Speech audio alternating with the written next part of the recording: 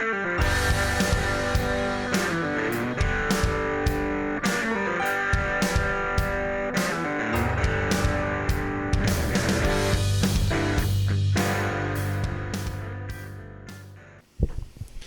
well, we are back for episode number 3 of the American Hunting Podcast. Sean Furbrush, along with my friend and coworker and partner in hunting, Joel Matheny. Before we get started, real quick, I do want to mention that the American Hunting Podcast is brought to you by the American Hunting Lease Association. Everything you need to enjoy a safe, successful, and affordable hunting lease all in one place. Resources like the Secret to Hunting Private Land free ebook and the Front Porch Kit, both free to download, to time-tested lease agreements, and, of course, the most affordable hunting lease liability insurance policy you will find. Protect your landowner and yourself with the AHLA's complete risk management package. So there you have it, Joel. Of course, we want to thank everybody for tuning in, for downloading the podcast, and for listening wherever you are. I would love to think that you're in a hunting blind somewhere or in a tree, and you've got either your phone on really low, as I have in the past, or you're listening in your truck on your way to hunt, or somewhere, maybe even on a plane. So thank you. We are greatly appreciative of it. This is a big episode for us. Leasing obviously is the cornerstone of what the HLA is and what we do and what we stand for. So this was originally done, I believe it was the Deer and Turkey Expo you did this presentation. In Indianapolis? In Indianapolis. Yes. And then we turned that into basically a voiceover video for our website, almost like an explainer video about all things hunting. I think we called it The Truth About Hunting Leases. Right. The more we talked about topics for this podcast, it was kind of like a no-brainer. We need to go over this thing. This is what we do. So we decided to make it into an episode, and that's why if you're seeing us on YouTube or Facebook, we have all of our notes and all of our paper, because we just don't want to miss anything. We want to be as thorough as possible with this, and the next hour should be informative, and we should answer a lot of questions. Absolutely. And the thing you mentioned, that what we called that video was The Truth. And the reason we called it The Truth is because there's a ton of misinformation about hunting leases and leasing, the concept, the effect it has on hunting, all of those things. There's a ton of misinformation. So, yeah, if you are considering leasing next year, this is for you. If you already lease, I think there's a lot of information that can be gleaned out of this. And if you are just one of those people who like to send us ridiculous posts on Facebook and everything else, and then how much we're ruining the sport and it's only for the rich, then this is really for you. Yeah, I think stay tuned. I think there's going to be some people who may disagree with some of the things that we say, just conceptually when it comes to leasing and why we are advocates for it and why we think it's the best option out there, personally. So. Yeah, let me start real quick by saying this. In the political, religion, all those type of conversations that go on in social media, the one thing that bothers me the most is when somebody just feels something or a way and then they just blurt it out and they think that makes it a fact. What I deal with in those conversations are, if I see our president, or if I see somebody say something or I hear them say it, okay, then I believe it happened. What we're going to go over today are our numbers, they're facts. This is not my gut. I don't think this is just a good idea. These are hard and true numbers and facts, and you can take this as the gospel when it comes to hunting leases. If you have any questions after the podcast, call us. Call me directly. I'll be happy to talk to you. That is my job, and it's what I do every single day, is talk to hunters and landowners about leasing. So I'm happy to do it anytime. Yeah, you're definitely the guy to call. I think I have a little bit of a shorter fuse because I deal with the social media people on a daily basis, so my patience runs thin a little bit. I've seen them at trade shows, believe me. I do want to real quick talk about your weekend in Kentucky, because that sounded pretty fun. Good weekend. Sure. So it was November 10th on Saturday. Rifle season in Kentucky opened. Doesn't open for another week here in Indiana, which is just a perfect setup for me personally. Never hunted with a rifle, and bought a rifle over the summer. In Indiana, I think we're in our third year into rifles being legal. It's been shotguns. And so I've never used a rifle. I've been kind of against it, frankly. But I've got a lease in Kentucky now, and rifles are good there. So I rode down and bought a rifle. And we were down there for 3 or 4 days. Mm-hmm. And on Saturday afternoon, we had a big 8 on camera. This dude's a stud. He looked like a real stud. Well, I ended up killing this buck, and Bobby can put it up on the screen so you guys can see it. It's a heck of a deer, but I like the trail cam picture a little better. I think everyone you sent it to did to be also. honest, yeah, it's like, wow, that trail cam picture just makes him look like a freak. And he's a good deer. I think he ended up scoring 136. If you're into that kind of stuff, kind of am. So, but the rifle thing is even more. It's difficult when, I caught him walking out of the woods about 30 yards into a field. He had maybe another 50 yards to go before he would be in a dip and be gone. He's at 200 yards, man. I'm not used to really judging a deer in 200 yards with the intent of doing something. So binoculars up, he's walking. Man, looks like a pretty good deer. Binoculars down, rangefinder up. He's walking. I don't even remember what the rangefinder said, but I had ranged that area, and I knew it was at about 200 yards. He's still walking, and I'm in my mind. I'm like, hey, are you just going to let a deer like this walk out? Is that really who you are now? You just expect to kill giants all the time? No, it's not. So, rifle up. I can see his head, his neck, and his antlers, and probably the top half of his body. And put it on him, pulled the trigger, and saw nothing. Nothing. And I'm like, surely I would see his antlers bouncing or something if I missed. So I got down and ran over there, and there he laid. Awesome. Yeah, good deer, man. I'm thrilled. You had a funny story about the truck pick that you guys took. Yeah. Oh yeah. Well, that night, we get a lot of pictures, and so we were putting him in a tree. We just have a little RV that we pull down to Kentucky, and we sit there, and there's a tree next to it. So we were going to hang him in a tree for the night because, my buddy was still hunting the next day, and I was going to kill a doe, hopefully. So we took the opportunity to take one of our favorite kind of pictures, a truck butt, so to speak.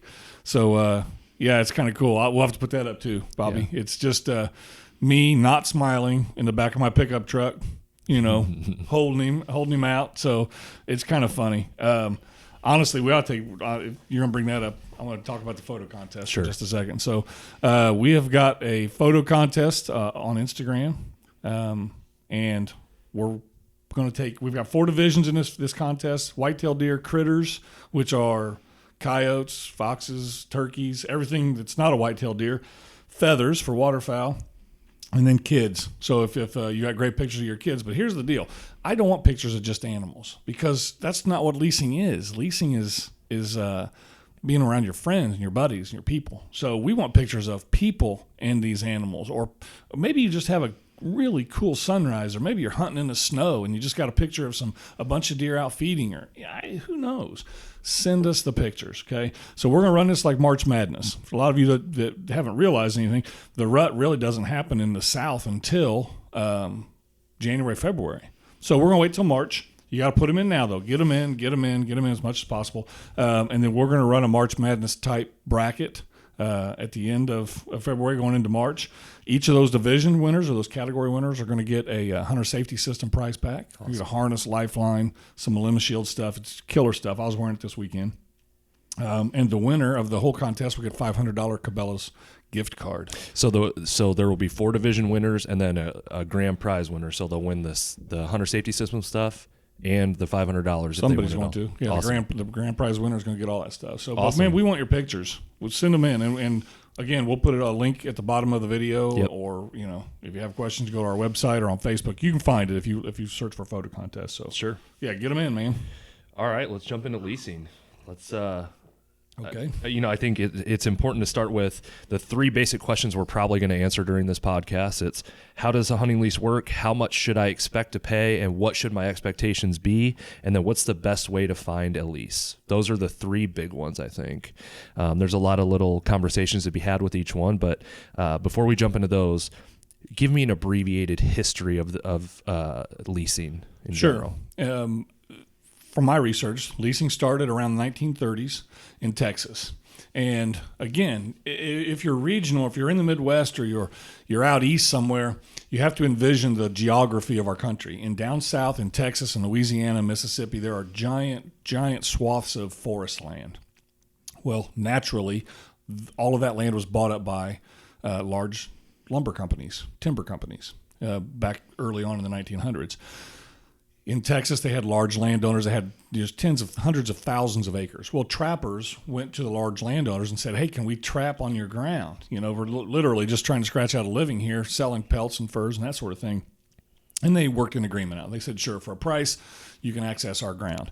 the timber companies then, Louisiana, Mississippi, Alabama, they kind of caught on to that. And like, what a great arrangement. It's a way for our ground to produce revenue while, we're waiting on timber to grow or anything like that. So in essence, that's the start of leasing. It obviously migrated up to the Midwest and out east and all those. The difference being in the Midwest, the farms are smaller. They were family farms. They were family operations, whether they were, just ag or whatever. They were 100 acres. They were 200 or 300 acres tops, not thousands and thousands of acres. And so what had happened is the farms in the Midwest were already being hunted by somebody for free. They were already letting friends and family were already on there. It wasn't that big a deal. Then they learned, the landowners learned of the value of the ground itself, of just access. Started to get into leasing, probably 40 or 50 years ago, but it really took hold 20, 25 years ago. And since then, it's just blossomed, and it's going to continue to blossom. It's going to have a real effect on our sport in a positive way. And that's what I think people need to understand is our ideology really centers around you need to take care of the landowner. We kind of touched on it in episode 1 where you buy your bows and your trucks and your scent gear and just everything that is involved with hunting, and it gets expensive, and we know it. And it was, I don't know, $12 billion or something was spent in just gear alone.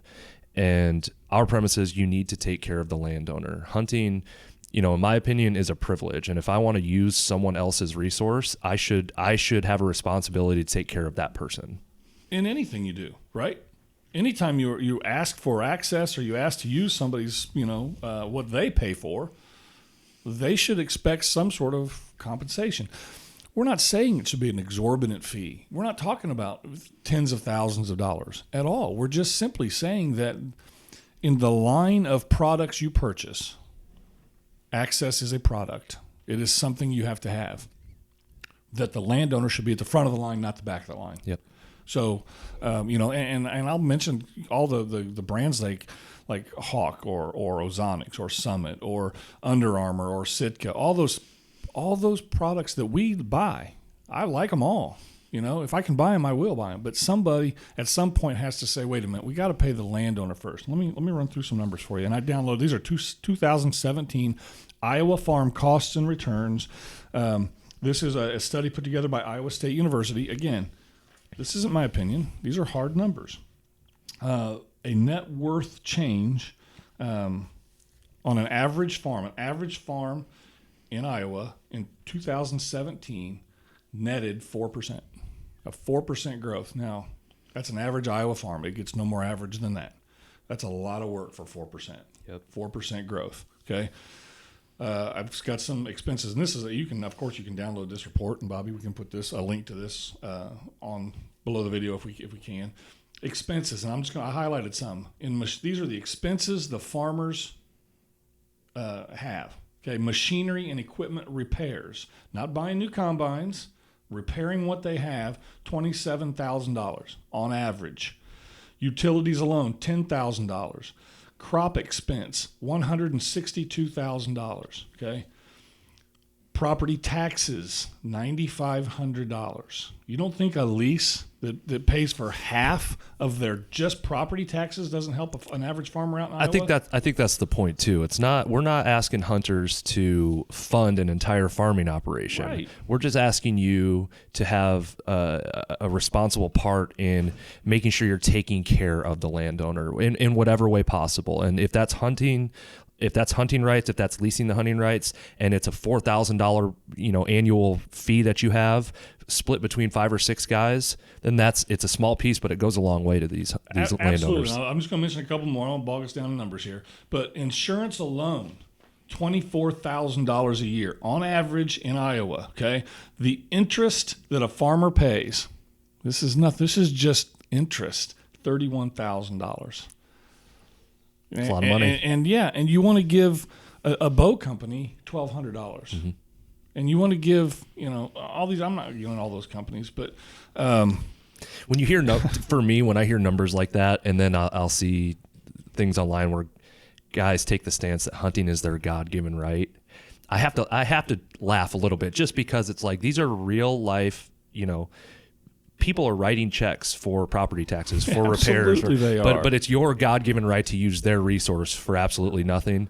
There's just theoretically doesn't make sense to me. It makes no sense to them either. They don't know those numbers. They don't realize those numbers. Listen, the people, I'm big on common ground. We have common ground with the same guy who says we're ruining hunting. We probably have more common ground outside of hunting than, I agree.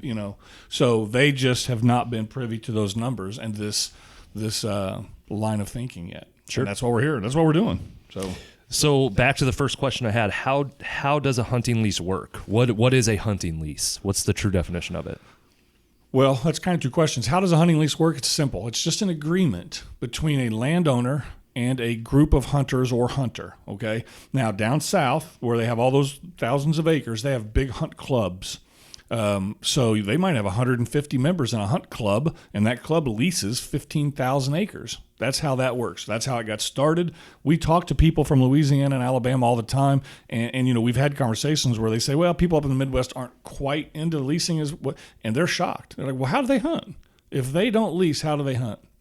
Makes no sense to them. A lot of them down south have had that lease, or they've been in that hunt club for generations. Their great-grandfather started the hunt club. And those clubs typically have dues and bylaws, the larger ones. Absolutely. But by and large now in the Midwest or out east again, you have 4 or 5 guys on a lease, and they are considered a, quote, hunt club. They're not a club. You don't have to have bylaws. You don't have to have all that stuff. But in the industry, we kind of refer to you as a hunt club. So back to your question. A hunting lease is simply an agreement between a landowner and a hunter or group of hunters for access to the property.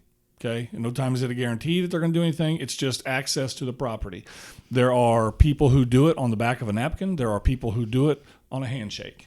There typically has to be some compensation, of course, in an agreement like this.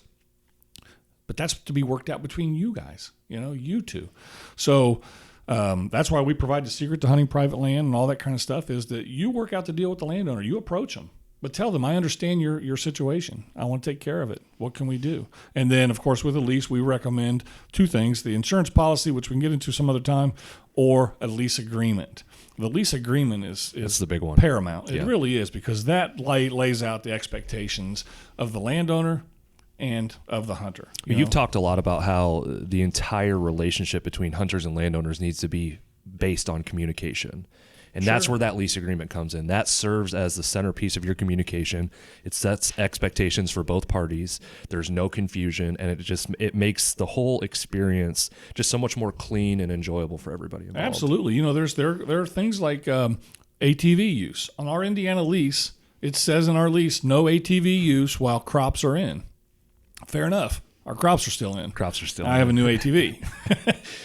I'm dying to get it out there, but that's okay. That's what the landowner wanted, and so that's what the landowner is going to get.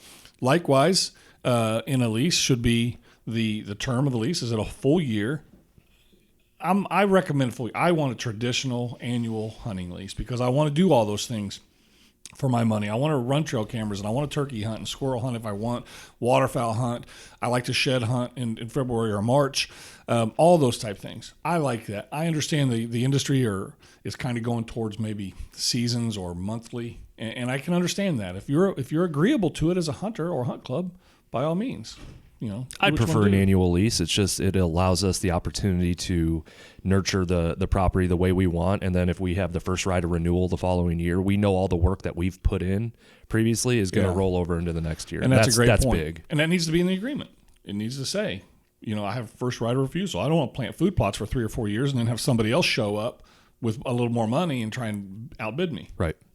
I don't want that to happen. So it's got to be in the lease agreement. It's got to be exclusive access. For me, I don't want to show up and see your nephew there hunting in my tree stand. That's not good. So why would hunters, if we're talking about it's been established in the South, they're used to it, we're now getting more accustomed to it here in the Midwest, why would hunters choose to lease? Well, it's real simple. In my case, I don't have grandparents that own land. I don't have a reasonable expectation to own 200 or 300 acres in my lifetime. I just don't. So I can actually hunt on ground as if it were mine. I can manage the game. I can pass on deer and hope they're around next year. I can hang stands where I want, when I want. I can hunt where I want and when I want. I can control or manage that farm as if I owned it, and on both sides.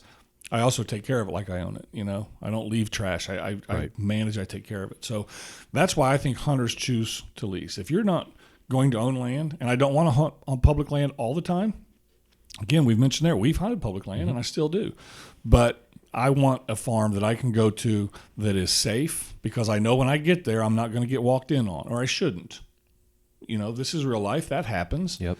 Happened to us 2 years ago. It did, and it was somewhat understandable, but they didn't know that it had been leased. They only show up on opening day of gun season. Right. That's the only time they're there. Yep. And they'd been hunting it for 5 to 10 years. That's unfortunate for them. But there were still people hunting it. If you're about to say, see, that's what we're talking about, you denied access. No, I denied their access. There are still people hunting it. They're still being accessed. That farm is still being hunted. But now the landowner is recouping some of those operational costs. Yep. Which is a good thing. Absolutely. More importantly, why would a landowner, if they're not familiar with hunting, or they maybe even be opposed to hunting, but they have an opportunity to earn some additional revenue on their property or whatever the case is, why would they choose to lease a property to a group of hunters? Okay, we've talked about the revenue, so let's get past that. Yeah. They made some money. It's not a ton of money. Nobody retired on it. Nobody bought a new truck because they leased their ground. Right. Okay. Number one reason that places get leased is because of trespassers. And I've talked to these landowners time and time again, so I know this to be true. They say people are hunting. I have 300 acres. I never even go back there, but man, there's trash back there. I know it's getting hunted. I know there's trespassers back there. So I want to lease it. How would that help that? Well, it's easy. You now have the same 4 or 5 trucks there all the time. The trespassers see that. Your trespassers are local. They live around there, and they know that you never go back there. That's why they're back there hunting. So it gets posted, leased, keep out. There are serious hunters now who have paid a little money, and there are cameras up back there. You're going to walk past the camera if you're a trespasser. And we hear almost exclusively that when I leased my farm, the trespassing all but stopped, and it's been a fantastic thing. So that's one reason. Trespassers don't want to deal with people. Period. That's why they're trespassing. That's why they're lazy slobs, man. They're trespassing. So it really doesn't take much. We've heard some pushback about, well, I don't know if it really eliminates trespassing. We're not saying it completely eliminates it, but by and large, these guys don't want to deal with the headache. They'll just find somewhere else to walk onto. Trespass. Yeah, that's all they'll do. They absolutely will, and that's that's one of the biggest reasons that I've heard for leasing. From landowners. Obviously, the revenue helps. Safety is a consideration. Trash has been a consideration. There's all kinds of things. Crop depredation, where you're not managing. I don't know what's being killed back on my farm. There's so many people back there. Right. Here's another good one, is I gave permission to a guy at work to hunt. And we hunted that place for 5-10 years. Well, I stopped hunting, I don't really like it anymore. And he gave permission to his boy and his friend to hunt. Well, now their friends have given their friends permission to hunt. And that's just how it goes. They won't stop hunting back there until somebody tells them they can't hunt back there, And that's not unreasonable of a landowner to ask at all. So, yeah, there's plenty of reasons outside of the revenue for landowners to know the people that are coming onto their farm. Okay.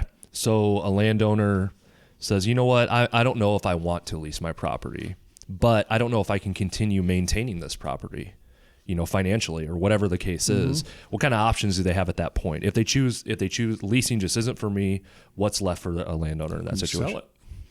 You can sell it to a contractor or to a developer, and they can put a mall on it, a little strip mall or a little shop. They can sell it to anybody. Yep. Once it's out of that landowner's hands, you have no control, and there's a good chance it's not going to be hunted anymore. Right. They can sell off parcel by parcel, and They probably have family. You know what? We're going to sell 5 acres to my granddaughter and her new husband over there in a corner, and then we're going to sell some back in the back because we're never back there. Again, what you're losing as hunters is control. No idea what they're going to do. I mean, if they just can't keep it up, they're going to sell it. And the losing control is the biggest thing that sticks out to me, because if that property is sold and it's sold to a developer and it turns into a parking lot, you want to talk about no more access? That's where no more access happens. That access is gone. That access is gone. Permanent. So you're absolutely right. They could sell it to other hunters, and then you're not hunting it. And your access is gone. Then your access is gone. But at least it's still there because they leased it. And then maybe in the future you'll have an maybe opportunity. in the future, absolutely. But once they sell it to somebody who puts up a small barn or like I said, a tool and die company or whatever, that habitat is gone. Yep. And that's why I can prove definitively that leasing land preserves habitat. It does. It just does. And if it preserves habitat, it conserves wildlife. Yep. It's a fact. It is a fact. So let's get down to the important stuff for a hunter. Okay. Money. Looks like I'm keeping up with you too. Yeah, it's nice. How much should I expect to pay for a lease? And I know this is kind of not, this isn't a question where you're just going to say X amount of dollars and that's how much a lease is. There's a lot of different factors that play into that. There are a bunch of factors here. I'm trying to hit on all of them. The first thing I'll say is it's probably not as much as you think, especially when you get 2 or 3 buddies together and you split it. I mean, you're probably hunting together anyway, honestly. A lot of people are. And before I get into this, let's also recognize that we are all aware of harder times when we didn't have any money, much money. At no time during any of this conversation would I expect or pretend to know what people's finances are. You know them better than I do. If you have disposable income that you can spend on hunting, then I think leasing is a very viable option.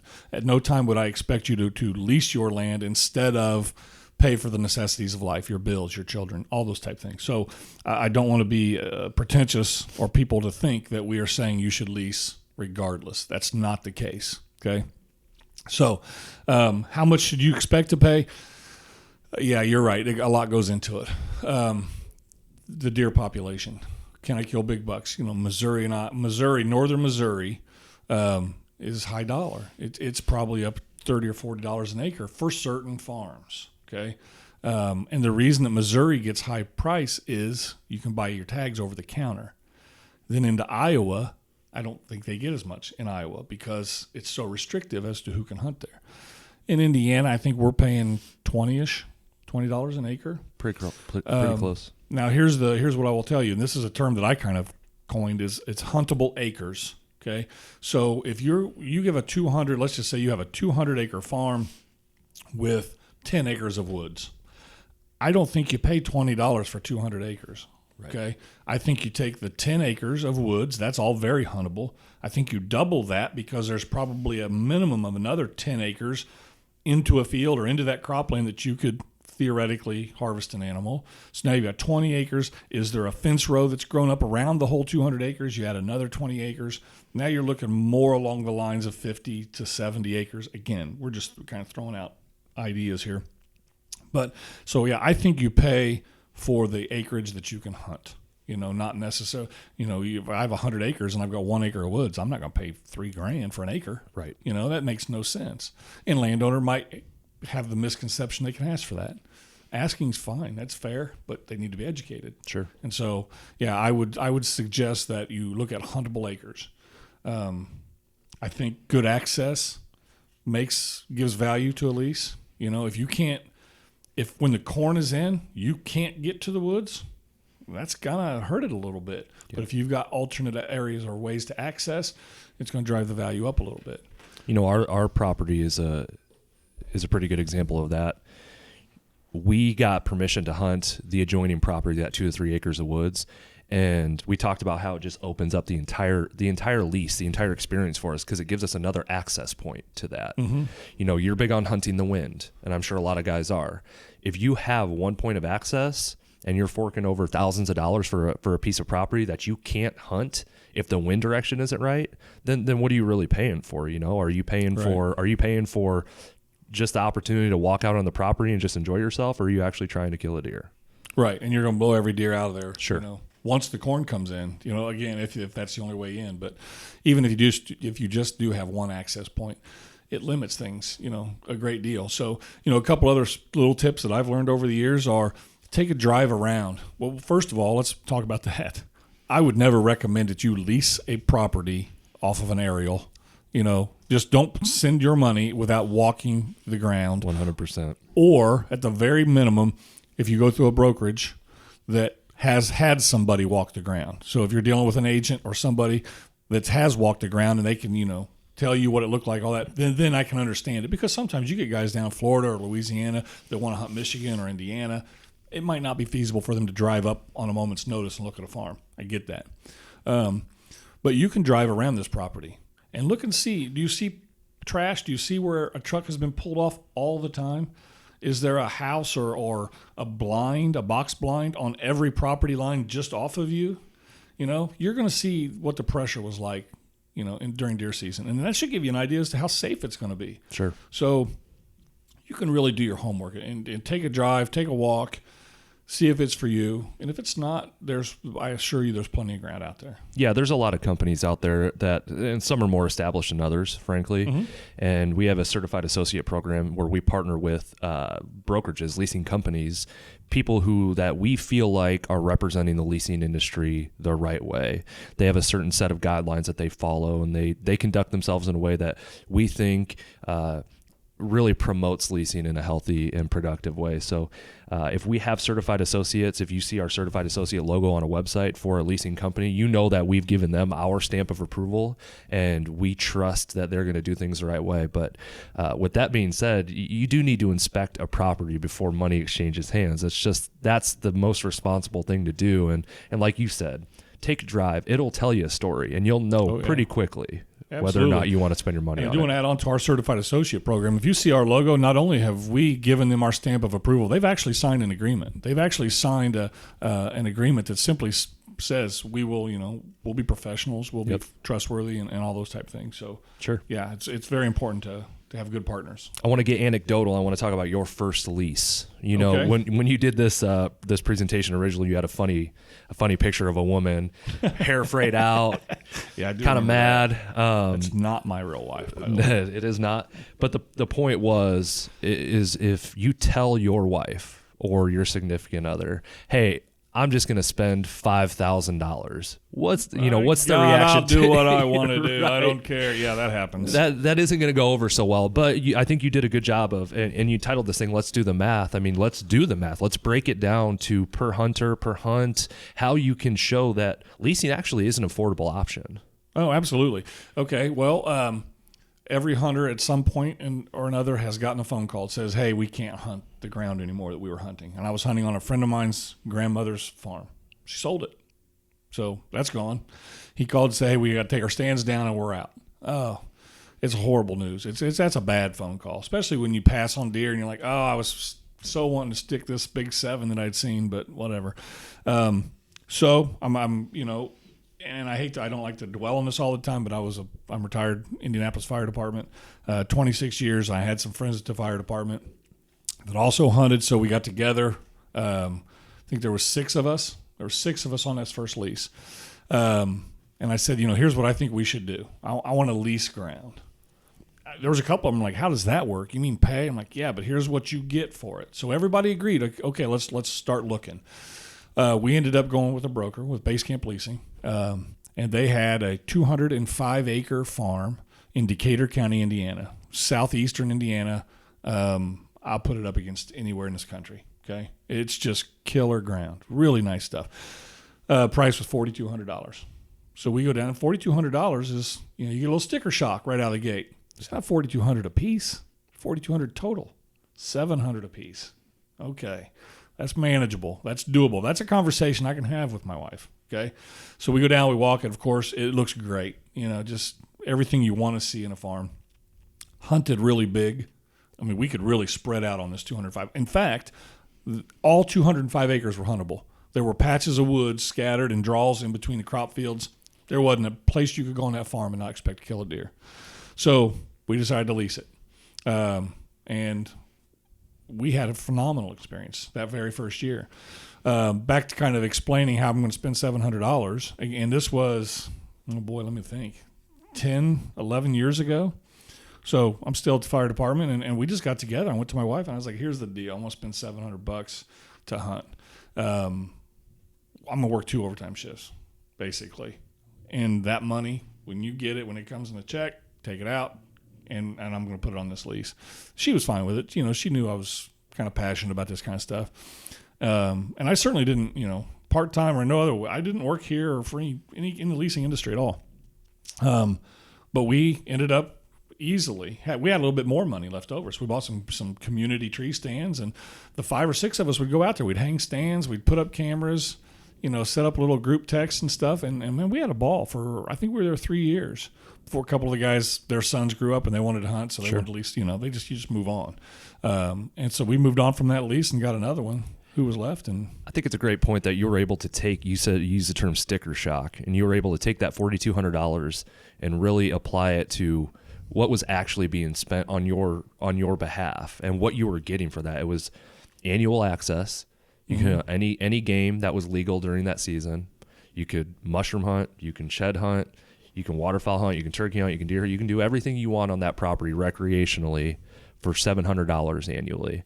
Plus, you guys got the first right of renewal. You said you renewed it 3 years in a row. So, to me, it sounds like you got the most out of that property that you could have hoped to get. It did, and I mean, for $700, I think it's a steal. I mean, guides and outfitters. If you wanted to go with an outfitter in Illinois or somewhere around the Midwest, you're going to spend $3,500 just for you for 5 days. Yeah. And there are people that have that need as well. We've started working a lot with guides and outfitters now, and I understand it. If you're you just can't get away for hunting, except for 3 to 5 days during hunting season. You want to hunt with your buddy. You go out to Colorado or whatever. I get it. That's fine, and I've done that. But this is just a different option, and I think it's very affordable. And I think to me it feeds my passion. And we all have passions, and we're all willing to spend our money, our disposable income, on those things. This one's for me, and it works. Now we spend, you and I are on a lease together. Yep. And we spend $1,200 or $1,300 each. Fair enough. We didn't have to. Nope. That's the lease we wanted. We had options. Now you're a young man. Yeah, I'm 32. Yeah, so you've got it's. I had to have a conversation with my wife about spending that money, and you know what? It's one of those things where, like you said earlier, my wife understands that I am passionate about this, and it's not like we pay that money or I pay that money and then I never go to that lease or utilize that piece of ground that we're there quite a bit, actually. Yeah. We were talking about it like we might need to back off a little bit just because we were down there a lot lately. Yeah, we were down there a lot lately. So, we use it, and it was an expense that I was willing to take on because I knew what I wanted to accomplish with that lease. It's actually a kind of a great segue because what are the expectations of a lease? If you spend $700 to $1,500 on a lease, there are guys out there that are going to say, "Look, if I'm spending this money, I need to kill a booner, I need to kill a big deer, I need to do this." Or that is tough to. I can tell you that this is going to happen, and you can believe me, and then you're going to do it anyway.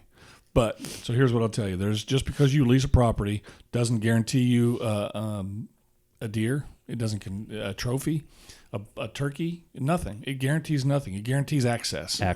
It guarantees access, exclusive access, what it should say. Other than that, you really have to come up, and I suggest to guys or ladies, if you have a hunt club or you have 3 or 4 people that want to lease, I would recommend that you sit down prior to this and say, okay, what are we going to do here? How much do we want to spend?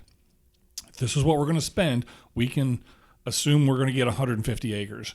4 of you are not going to kill a giant trophy on 150 acres. It's not going to happen. So you have to be happy with one of us killing a nice deer, or maybe some of us just getting some does or whatever.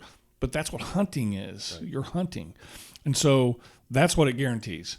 The other thing is what you talked about is if I spend money. Now my friends and my wife are all like, "Oh, really? You spent $700 and that's all you just brought home a doe, or all you killed was that little basket 8?" You can't fall into that trap. You just can't, because now you feel like the pressure's on. I've got to kill a big deer. It's Saturday, so I'm off work, but the wind is terrible. You're gonna overpressure the property.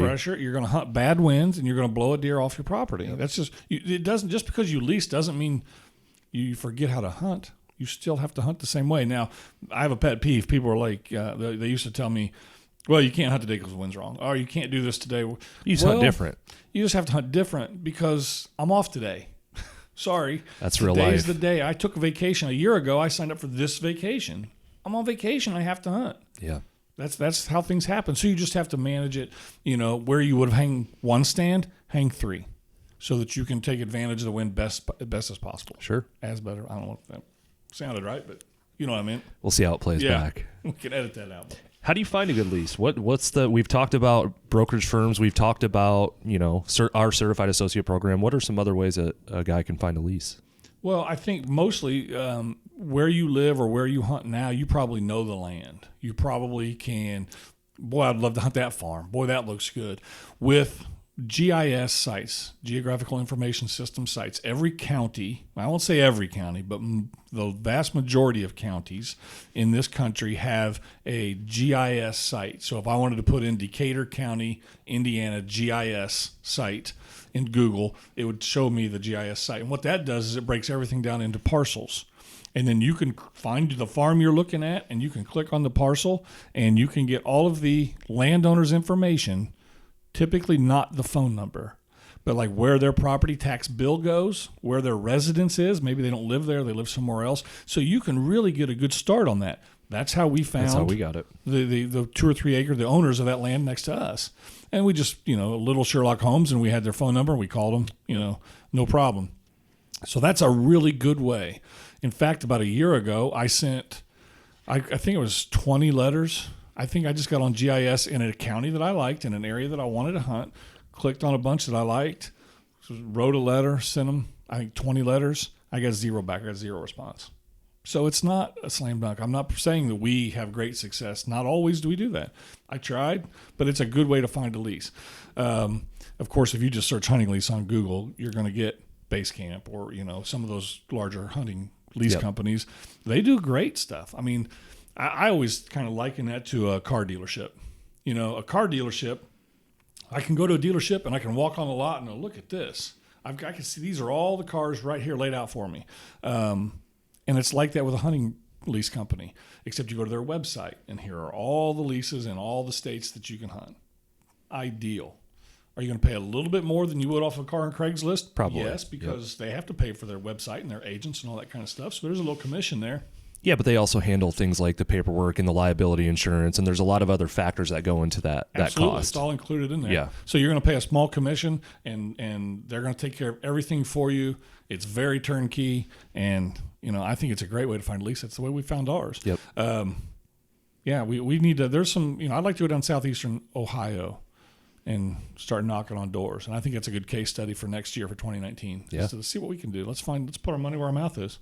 Let's go stand on some porches. Take our front porch kit and see what happens. Say, hey, here's who we are. Here's what we want to do. So, yeah, I think those are the best ways to find a lease. You can get on Craigslist and all that stuff, but I'm going to warn you about some stuff like Craigslist because, and this isn't a Craigslist problem or a leasing problem, but there are some scammers. It's an internet problem. Yeah, or it's just a POS problem, honestly. But I had some DNR folks I talked to in Ohio that told me they had a leasing problem. I'm like, what's the problem? Well, somebody put on Craigslist that they owned this land, had a picture of it, and some folks from out of state, and I think it was Georgia, sent them a check.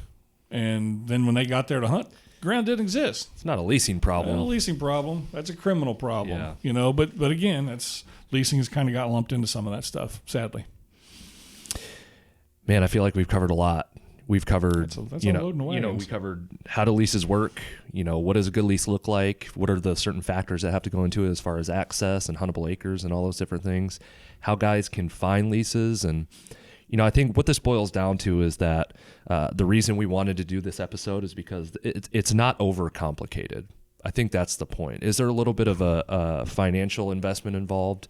Yeah, there is. But I can say personally that when you choose to lease a property through a broker individually, whatever the case is, the financial investment gives me more of a peace of mind because I know I've built a relationship with a landowner. I'm getting exclusive access. I don't have to worry about trespassers. I don't have to worry about family members, their family members coming in, their friends coming in.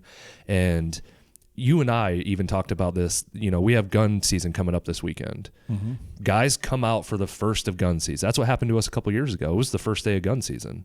And I walked out there, and that guy's daughter was sitting at the base of a tree, and I was down in a ravine. Adult daughter. And smoking a cigarette, of all things. Yeah. So, there are certain things that go into it that you have to be aware of, but for me, the peace of mind of leasing a property and building a relationship with the landowner is huge. And I don't know if I wasn't leasing, how I would be able to get that peace of mind and invest in a property, time-wise, emotionally, all the things that go into hunting. So, well, it's difficult, but this is something, for whatever reason, that I've grown very passionate about. Fairness and justice and all those type of things kind of strike a chord with me, and I think it's only fair and just that landowners are compensated before the other companies are. Yep. So you just real quick, you reminded me of that trespassing story. I want to bring up something because it was hilarious. And this reminded me of stuff in my past life, but she called her dad. That lady called her dad. Yep. And he said, no, I've got a piece of paper that says we can hunt there. Yep. So we had the sheriff out there. We handled it exactly how you should handle it. Yeah. The sheriff came. We stood there. We waited for this guy for like 45 minutes on prime ground. And this guy shows up with a coffee from Dunkin' Donuts. He stopped on the way. Oh, I wanted to go to that. That's what made me the maddest. I was like, you knew that we were here with the sheriff. Yeah. And you stopped for a cup of coffee? Yep. Now I was furious. Yeah, now I was out there. So, are we done? I think so. I just want to touch on one more thing. I don't want to beat a dead horse. The only thing I want to say is, fundamentally speaking, we think that leasing preserves access. And I think that's going to be the biggest, that's the biggest pushback I always see online specifically is guys have a misconception that leasing property, paying to lease a property takes away access. And it's just, in my opinion, wrong. That's not the case. It's actually the opposite. And I'd love to have a conversation, a civil conversation, not a keyboard warrior sort of attacking. But I'm willing to have the conversation and explain why we think it preserves access. So that's the last thing I want to say on that. You're more than welcome to write us on social media. You can find us at YouTube at American Hunting Lease, Facebook at the American Hunting Lease Association, Instagram and Twitter at AHLA_org. And I think that's all I got. Fantastic. Yeah, let's invite them. If you think this is wrong, you think we're crazy and we're way off the mark, you call us and we'll have you on the podcast. Absolutely. Not a problem at all. So, all right, cool. I want to thank Connor. I want to thank Bobby. Ditto. They do a great job of getting this all together. It is, as we sit here, November 13th. Yep. Is getting ready to get good, folks. And we know it. So you guys are going to be out in your trees. Be safe. Good luck. And we will catch you on the next episode. Thanks so much for watching and listening. See ya.